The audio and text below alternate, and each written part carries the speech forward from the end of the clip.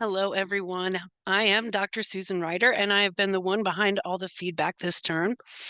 It has been a very much a pleasure to work with all of you, and I hope you've benefited from my feedback because I get so many of the same questions. And I thought, oh my goodness, our time is running out. I thought I would go ahead and then verbally explain things instead of always trying to find inventive ways to type it out for you.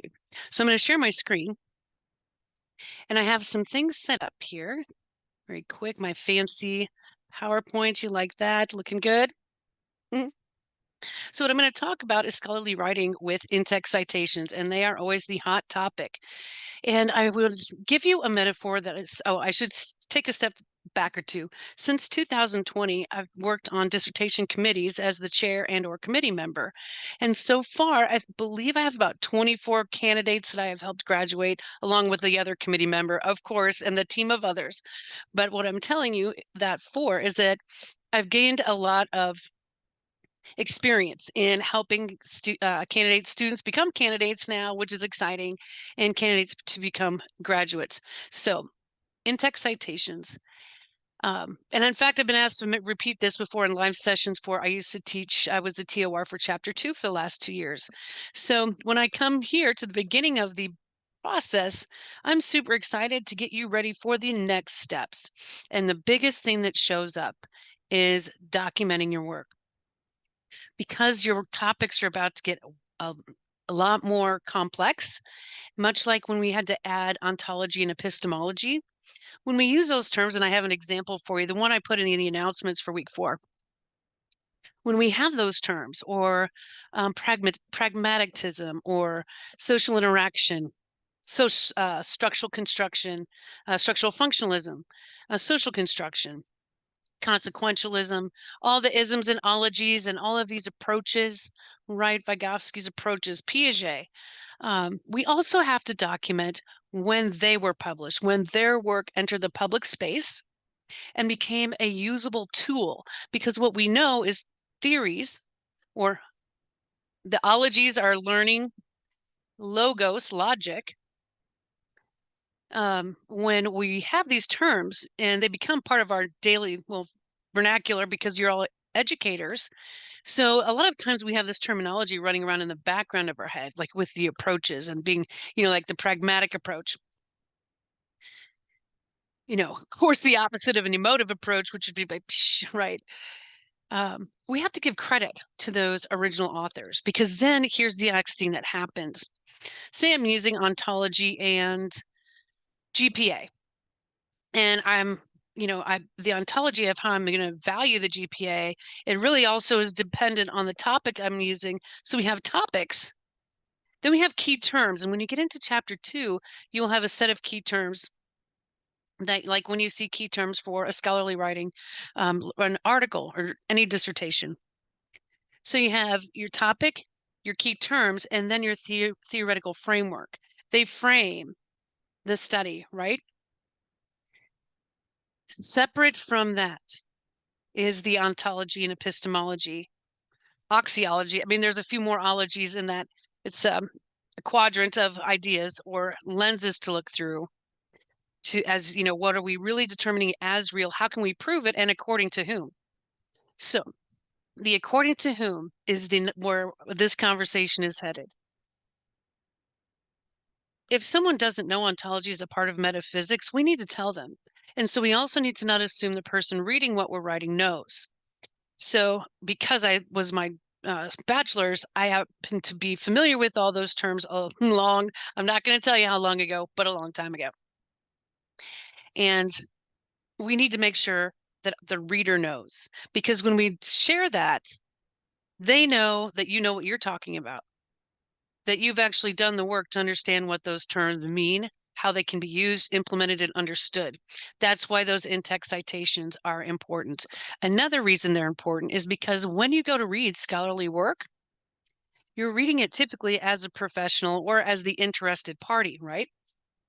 Well, the writer should know that if you're genuinely interested in what they're writing, you'll probably want to know more, whether it's in one section under one subheading or underneath something else. In-text citations tell the story. They are saying not only does this person know what they're talking about, but I'm a peer-reviewed researcher and I taught them. Your authors, figuratively speaking. So the metaphor I've been asked to share in the past by people that have heard it before, so I'm going to share it with you again because that reference list proves we've done the work, that we've read all those things, that we were able to synthesize the knowledge and present it in a logical fashion, orderly, structured, synthesized work, meaning you're using all these authors together to tell your story. Imagine if you had 100 references. I think that's what ResearchGate calculated mine as. And all those authors, like you're up on stage in front of that audience you've been invited to speak to, which is super fun. I hope you get to do that in your future. And many of you probably already do speak in front of audiences and do a lot of presentations. But imagine all those references sitting behind you, all those authors on the stage, just hanging out, waiting for it, tell it to be, for it's their turn. And as you're delivering the information, instead of reading the in-text, that author standing behind you, standing up and say, I taught that person that one comes from me. And I'm pretty darn vetted. And that's why they chose my work. If you imagine all of those support systems, those references as proving to someone else that you've done the work, I think you'll be encouraged to use them more often. Okay, this is the example I placed in week 4. And for week 5's assignment, it's great because we've had a lot of exchanges in the comments for week 4. So I'm hoping you can take advantage of all that additional knowledge. Send me any questions when you have them, please. I really do enjoy questions. I've been asked, well, exactly how are we supposed to use or incorporate? So here's the example that I had for week 4. Ontology is a study of being, or what applies natural. So here's the thing. I tried to find Kant, and I actually have Kant as a book in the office, but I didn't go get it. What I did find is a vetted source or a good source would be considered Encyclopedia Britannica. ACE has the 5-year issue with they only want references for 5 years old. However, in the theoretical framework section is where it is expected to have those original people and those original work. So if I had Kant in my theoretical framework somewhere, I would seriously go get the work, just like I had to go find some of my authors that were from the 1700s and then learn when their work was translated to English, which is a really good thing to remember. A lot of our major players in the ology world are from Europe and Southern Europe. And we have to recognize that their language, what we're reading is translated. And depending on what time of the century it was translated, like Vygotsky, who's not alive in the most used 1968 reference for Vygotsky is a translation. And so it's also important to recognize where they lived. You don't have to always write about it, but it's important to know as a researcher where they lived. Like Bentham has used in a few people for utilitarianism. It's 1781.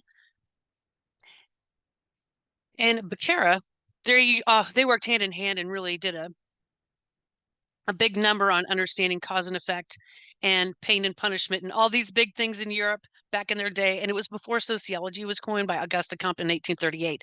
So we have to understand how old some things are, give them credit, find someone that gives them. So Simmons did not have a date. So we know ND is for no date. And the Encyclopedia Britannica did not provide a date for this author, for them that wrote the essay on Kant. And of course, include Aristotle because Aristotle came first and he's a huge player. And because Aristotle goes back to free will and a lot of other things, countries often didn't do that in contraction carriers.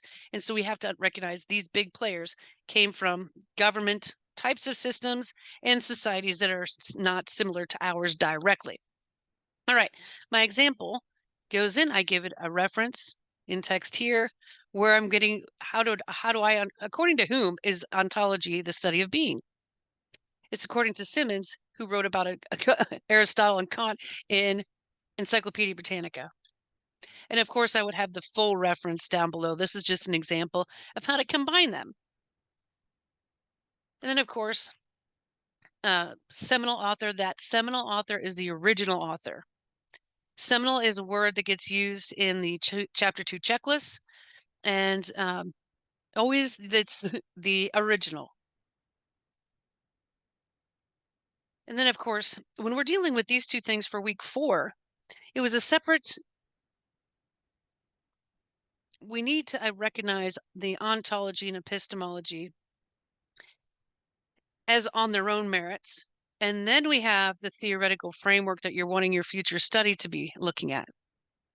So there's those differences there. And I'm going to do one other thing here. I added this to the discussions just a few minutes ago because I thought it was kind of a cute. I literally did a Yahoo search for APA in-text citations, and this has only like practically 3 sentences. Excuse me. And I wanted you to see how often, how these things can be interplayed. One other quick item.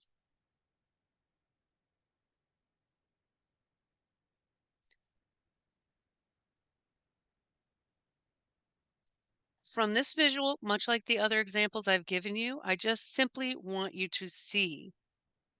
Just look at how things can be combined. This is later on after I'd gathered a whole bunch of stuff, okay? You'll notice that when you list them together, and this again is only a visual, just so you can see how many can, how they can be interwoven into a paragraph. Different people agreeing with other people. So say you have one keyword, like I'm really looking into 3rd grade math scores, and one of my people is doing STEM bins and math scores, and the use of STEM bin in the morning, and that. So I'm going to look at average math scores in the city, or say I'm going to do big city, Atlanta, according to the according to the Georgia Department of Education. Oh, I'd start out the Georgia Department of Education reported that the 2016, whatever fits. What I'm saying is then what's going to happen is you'll have people that have written about, say, those math scores. And so you'll find journal articles in one source or a lot of the data sources, EBSCO hosts many of them. And you're going to see, you're going to have, wow, I all of a sudden have 10 authors that are all talking about 3rd grade math in Atlanta or 3rd grade math in southern states, or what you know how to narrow down the articles when you find them. But now if we have 10 great articles, maybe even 15, because they're all going to start to sound similar, here's the key. They'll all have similar points of agreement, and then some will break off into their own separate understandings. Others will maybe match 2 other people, maybe 3. Here's how you can combine them. So when I say this one sentence that we're not going to read because it doesn't matter, what I found was all these people were pointing at the same thing. This is a problem, is what they were all agreeing on. Okay. Then I found a couple others, and a couple of these were textbooks. Textbooks are a great place if they're a new edition to find references, and because every chapter has to be cited, every single one, and they have to have reference lists for you. And then sometimes you can go find earlier, like more recent work, if it has to be in that 5-year mark. So that's just a tip for in the future. So I'm just showing you this. I'm trying not to take up too much time to just give you that visual that I gave you a couple weeks ago. And then in week 5 for the discussions, I provided one that was less complicated, and it was from a conceptual framework. Conceptual and theoretical frameworks are sometimes intertwined. I do believe the chapter 1 checklist here we go, has the option in the theoretical or conceptual, but the chapter 2 seems to just stick with theoretical. Just keep that in mind for the future.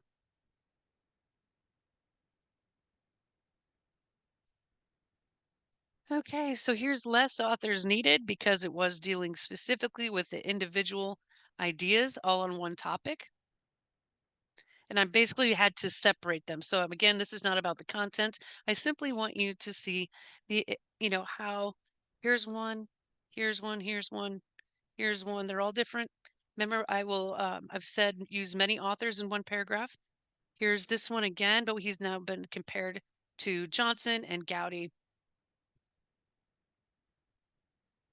This one is just a summary. Yeah, so I'm not going to spend too much time here. I just wanted to give you something to look at where you're like, oh, okay. So we've got this here. This one's defining it according to this person, and it's in the Encyclopedia of Philosophy. Here we have the original work, Principles of Morals and Legislation. So there's that, finding the seminal author and their seminal work and putting that in there. Many are used to Bentham, which is why I'll just use this one because you're familiar with that utilitarianism, and his has a lot of isms. All right, I think that's enough. I hope that you have benefited from me explaining a little bit more than just on paper. Please remember to send me any questions when you have them, and I will talk to you later.